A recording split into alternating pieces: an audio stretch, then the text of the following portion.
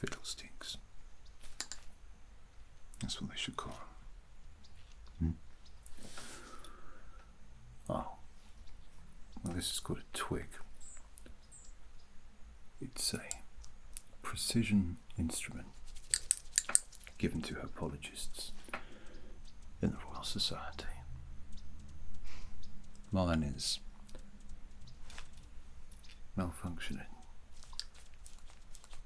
It still moves, but there's absolutely zero precision to it.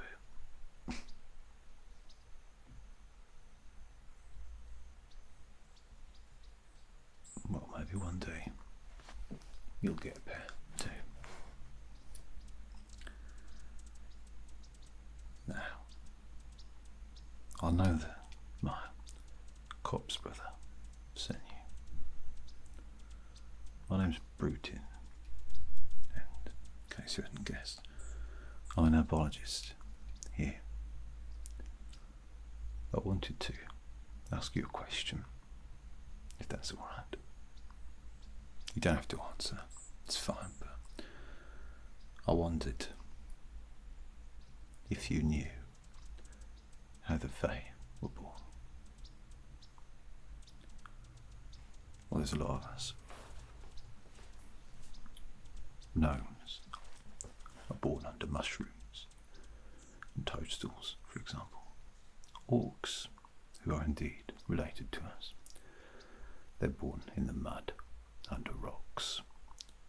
And we elves, we're born under trees. We bloom like flowers. That's one of the reasons why Cop's brothers, Cop's kin, what have you. That's why it's so important to us. As well as the type of tree we were born under. Eleutheria, for example, we were born under the cedar tree. And that's our mantle, our shared bond. We're not like humans. In fact, I can't quite imagine the procreation process for humans. Part of it sounds fun, and actually producing the offspring sounds fairly terrifying. I guess what I'm saying is that I know you're a human, but please don't fear. There's no ill will here, and I will do everything I can to protect you, especially as you seem to have such a prodigious aptitude for chemistry. I can see what my cop's kin did to your ears. I mean, for a soldier, he didn't do a half bad job. And physically, it works. They don't look too bad, and yeah, I mean, it'd be enough to fool guards, certainly other Fae, but we're going to have something a bit more holistic in order to keep you safe. I'm very interested in humans, mortals, lowlanders. I'm interested in the society, the genealogy, the physicality, and the emotions. We elves don't have the strange familial bond that you benefit from. The tribalism is different. And I would like to learn more from you about that, as well as teach you the ways of Elven herbology, alchemy, entomology, and everything else that we do here. But I appreciate the irony and the sadness in the fact that in order to learn from you, I will have to, in no small way, make you more elf than human. I understand why my cop's kin sent you here. For your obvious talent. understanding the properties of things, but also because he knows that I'll be able to produce a glamour that will fool anyone into thinking you're true elf. The ears will work for now, but we need to make you something a little bit meatier. But I only want to do this. I only want to truly turn you into an elf, with your permission. My brother, though, asking you for permission, didn't really present you with a choice. However, I will. You will most likely be alright in your current form here, and I'll do everything in my power to ensure your safety. But you will not be free to roam, or free to talk to others, or to work, potentially, for the royal court. We try to keep the Imperials at bay, don't worry. You are safe here. But with a little potion, a little powder, you could, apart from the gift of eternal life, become an elf. You can think about it, it's alright. I've got other stuff that I need to do anyway, and as you can imagine, I'm fairly busy nowadays, what with the war. Oh, the edict. Yeah, well, the Elven Imperial Army seeks to eradicate Fae and non-Fae who do not conform to Elven standards. Unfortunately, where we were once a righteous peoples, we have now become proud, arrogant, and hateful. Truth be told, it makes me ashamed to be an elf. But perhaps, if you were to join our ranks, you could help us to improve, to research. Alright. Well, the process of turning you into an elf is actually surprisingly simple. Let me take this mess off first, eh? In fact, I need to get a new one. So, in the meantime, here, you have my twig. You can learn it, get used to it. Right. So, we can use this as a test to see just how good you are. My cop's brother speaks very highly of you. That's a good thing. But do you really know your stuff? The academic side of things is different to the practical side. Don't get me wrong, the practical side is important, but herbology, entomology, botany, everything is about balance. Elves, in general, are about balance, maintaining a homeostasis. The micro and the macro balance of a potion, a concoction, is the same as the balance in nature. So whenever you ask yourself, what potion am I going to make? What am I going to create? You look not in the mirror, but through the window for inspiration. So, for instance, let's just say, if you wanted to be invisible to the naked eye, how would you go about making something like that? Chameleon. Well, that's not a bad idea. Camouflage. However, that is merely replicating the environment around you. You are not, in essence, invisible. You see what I mean? You have to think more laterally in this instant. What can you not see? Or what is imperceptible to the eye? You could say air. You cannot see air, but it's there. Well, if you were to look with a closer eye, you might see that air is there on an atomic level. So what isn't there, but is? Thought. All right. So let's think about it. Thought cannot be seen. Thought cannot be heard. It does not exist. It's not real. But how do you bottle an idea?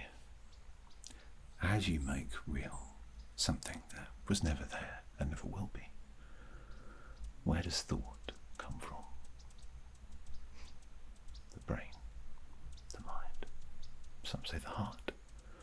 Others say our gods or nature itself. So you see, making invisibility something to imbibe is significantly more difficult than you might think. The correct answer is no one's worked it out yet. We've tried for thousands of years to bottle certain things that are not there. Invisibility is one of them. Flight is another, which you would think was simple. And of course, the oldest is transmutation, turning one thing into another. Now, that brings us on to our little task today. We are not transmuting you. This is not alchemy. We are not turning lead into gold, or gold into lead, you might say. What we're doing here is a glamour. A glamour doesn't change the thing that it is, in the same way that invisibility would negate who you are. This one enhances what you could be. We're not changing you, we're not eliminating you. We're changing the perception of you. Now, do you remember what I said about elves being born? That's right. We're born under trees, and it is the duty of every elf to maintain an oratory which we care for. This one is dying. It's dying because it was hurt irreparably, and there was nothing that we could do. But that means that we can use it for you. Right.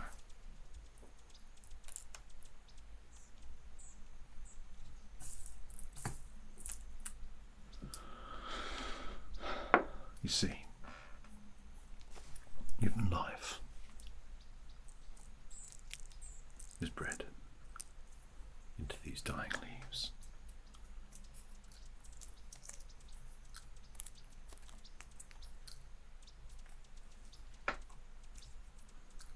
And so,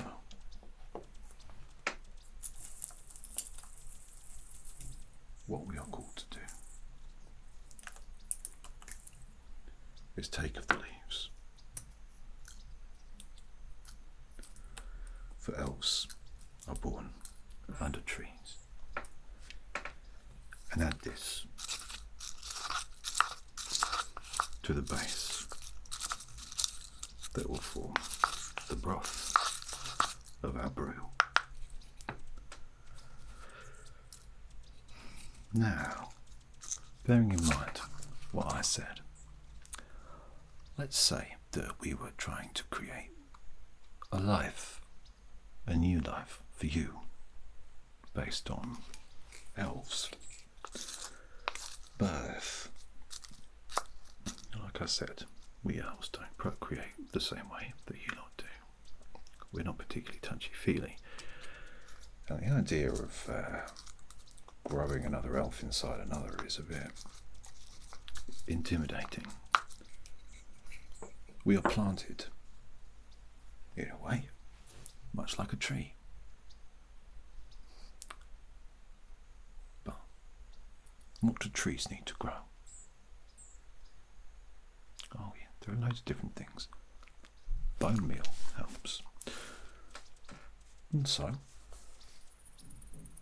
there's no reason why we shouldn't add a touch of bone meal.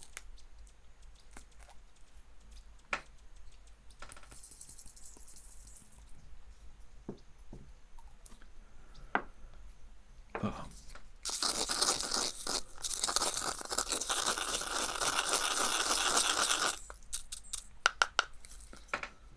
what else do we add? What's the spice of that life for an elf like me? You know, that's not a bad idea, but I've got a better one. Now, where did I put them? You're going to have to bear with me on this. I'm always losing stuff. Now, do you know what these are? Well, they're pygmy rabbit pellets. Rabbit poo. Rabbits are known for their, well, proclivity to procreation, shall we say. They like to breed. And as such, we can use their essence in the new version of you.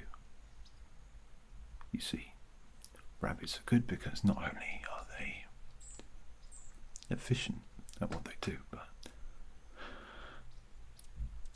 they also provide the required nutrients in their dung.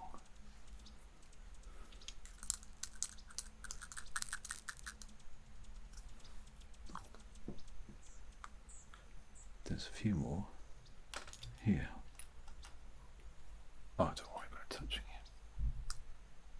You're going to get your little mitts very dirty. So certainly don't get precious about that.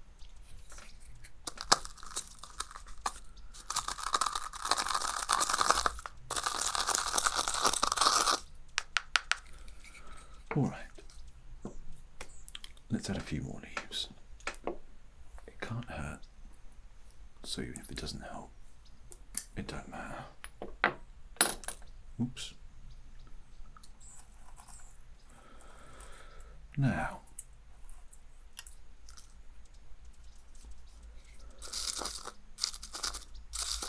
my corpse brother believed that he butchered your lugholes on a battlefield that was covered in blood blossom. Is that right? Well, as an herbologist, you must, and this is imperative, keep samples of all corpses and locations. Our home dirt, much like a vampire, is important to us. It represents not just who we are, but where we're from. And so to simulate that for you, we add a touch of the dirt from the battlefield where you almost fell.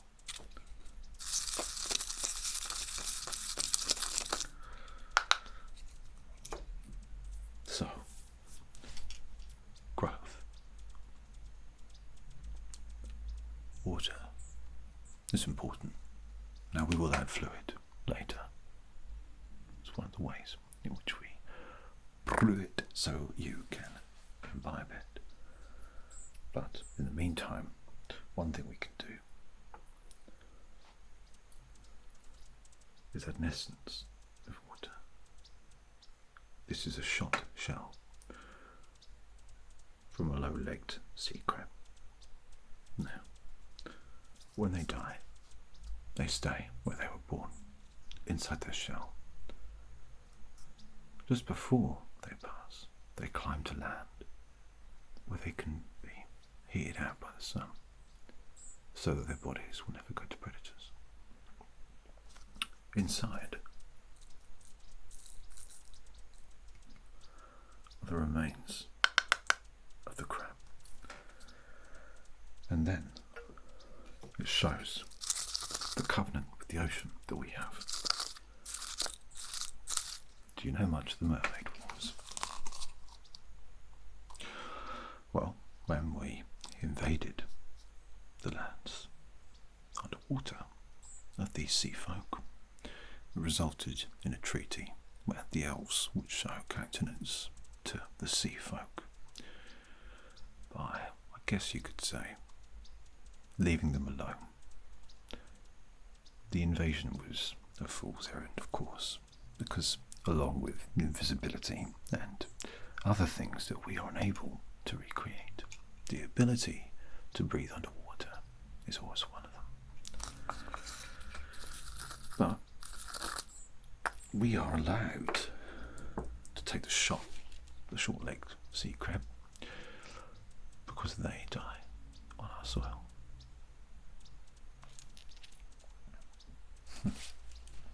You remember I mentioned entomology to you.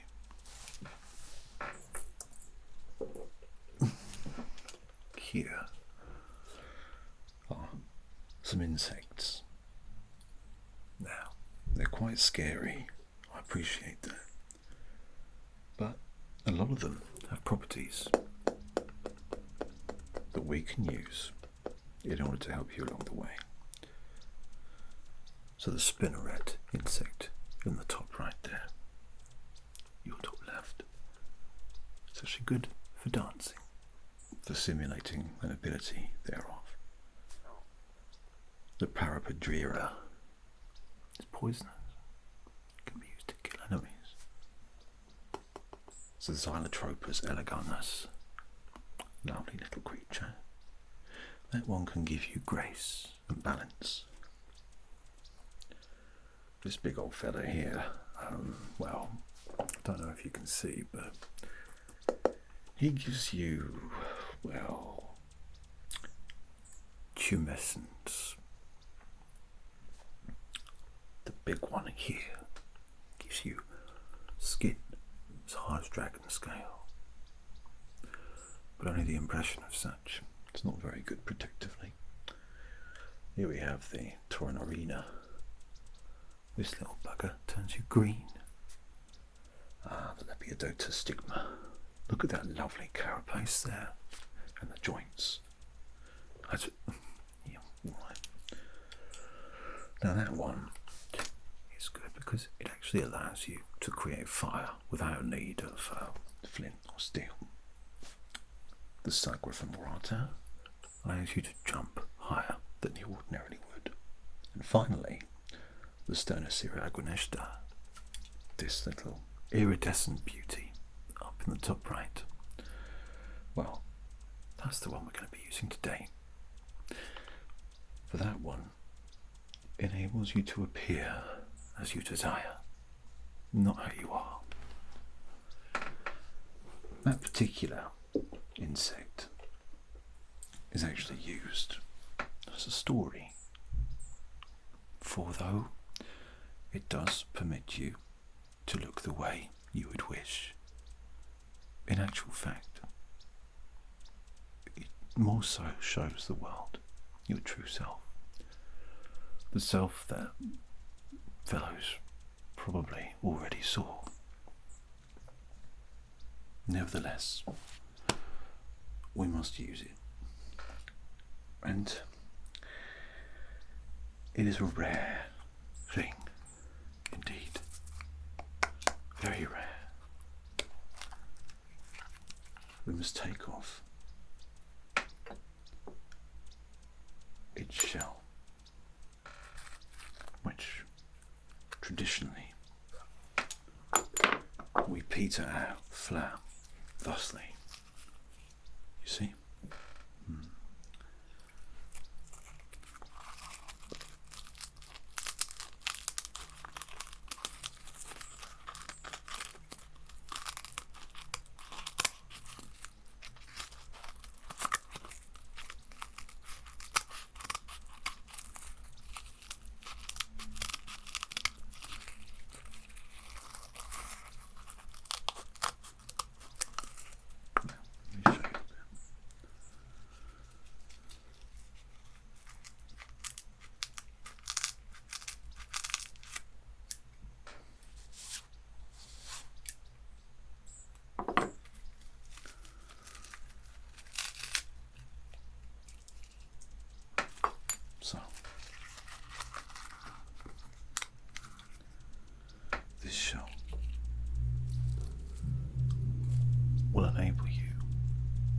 represent yourself in the way that you wish at the moment that you take it.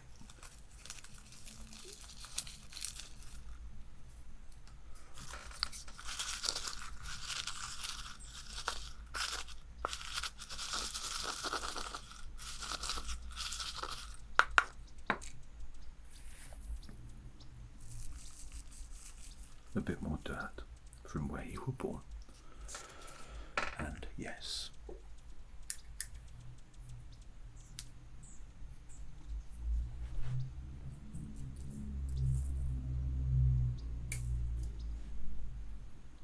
some more leaves.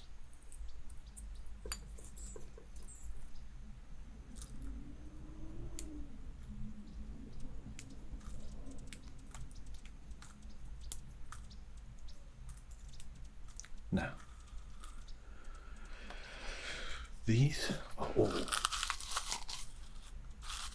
of the components that enable the birth of an elf. But do you know elves are planted? Blood. The most important thing there is. It means a different thing to humans than it does to us. But it's important nevertheless.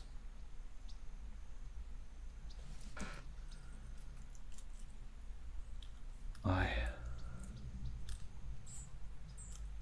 have a proposition for you. Now, unlike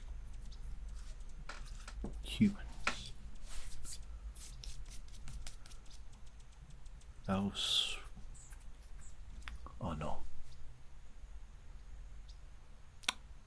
I guess, restrained by the concept of gender. We can look different, male and female, if you like, and everything in between and beyond. But we can all procreate with each other. And also, it doesn't have to be just two people either. We mix blood, and we plant that blood under a tree, and that is where an elf grows. It's not the same relationship as, say, mother or father. It is deeper than that. The bond is permanent, but the relationship can be whatever you wish. For example, you could choose to procreate with someone from your crops. The rules are different.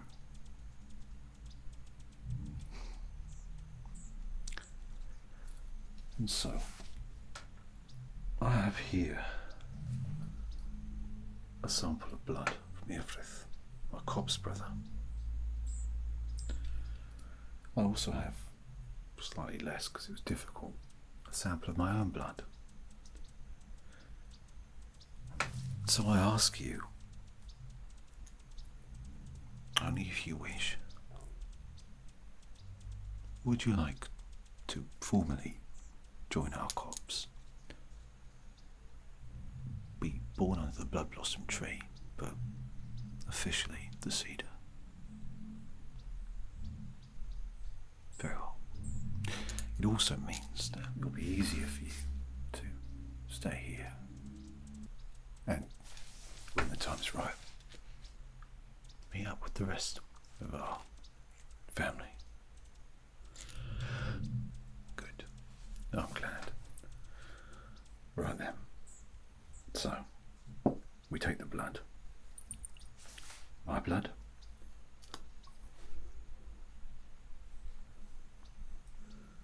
Jacob's brother's blood.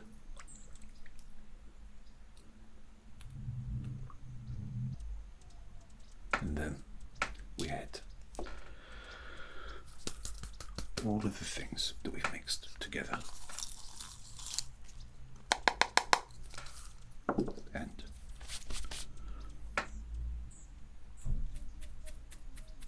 we take a stick, douse with your earth and start to mix the elements together.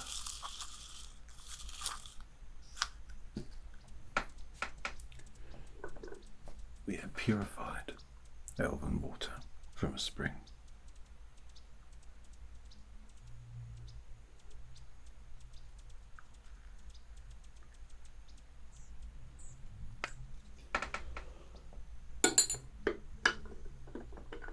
And plasma.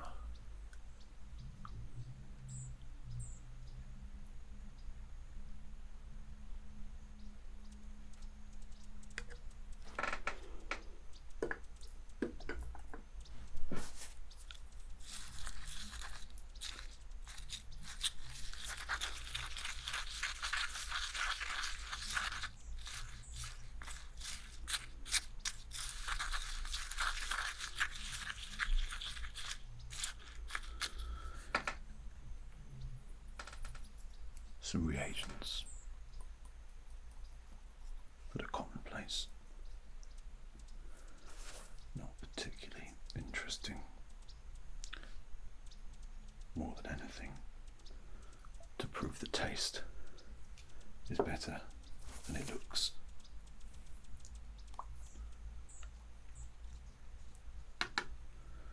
Finally, a dragon tip, which is a scent to make it more aromatic, if you will.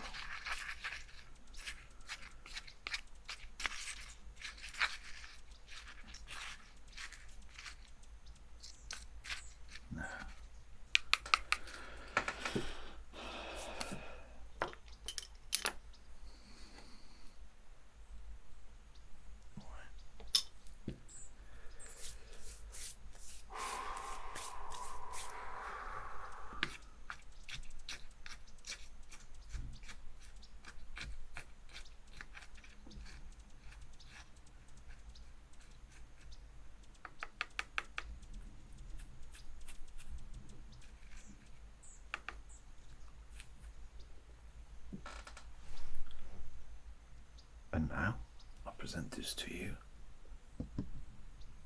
in order that you may drink of it and become an elf. Please.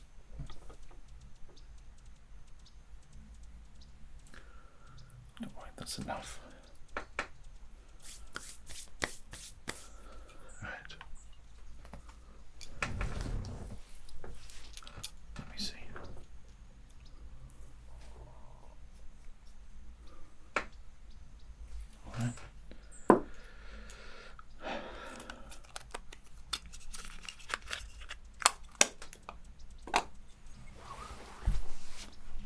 I need to check your ears.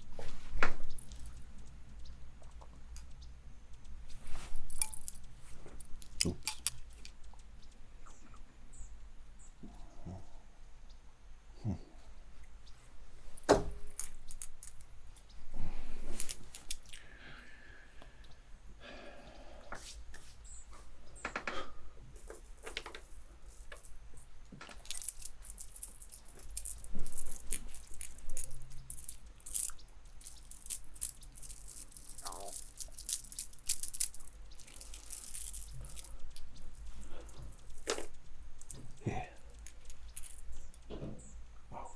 Tradition.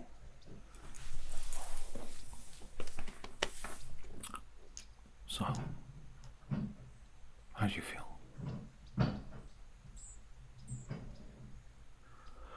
Well,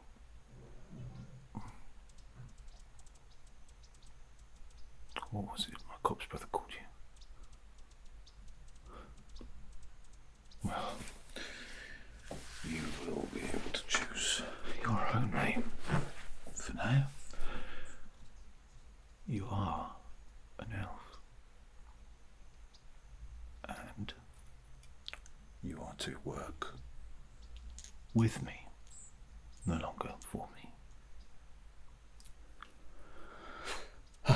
I welcome you to the Royal Institute of Herbology. Looking at your work so far, you will be a welcome addition to the little group that we have here. I'm afraid, though, that our first task together is of the utmost importance. The princess, the heir to the throne, she is ill, gravely. If we are unable to create a cure, well, let's just say that the Imperials will take everything, and the Emperor will rise. The skills that you showed on that battlefield, I've never seen before. Turning you into an elf was, on my part, selfish, duplicitous. And I apologise for that, but I need your help. And the only way that you would have been let near the royal family is if you were an elf. I know it's a lot to ask, but will you help me to save the princess? And to save all of elven kind from the Emperor? Thank you. Well, we best get to work. Here's your Twig. We have a lot of work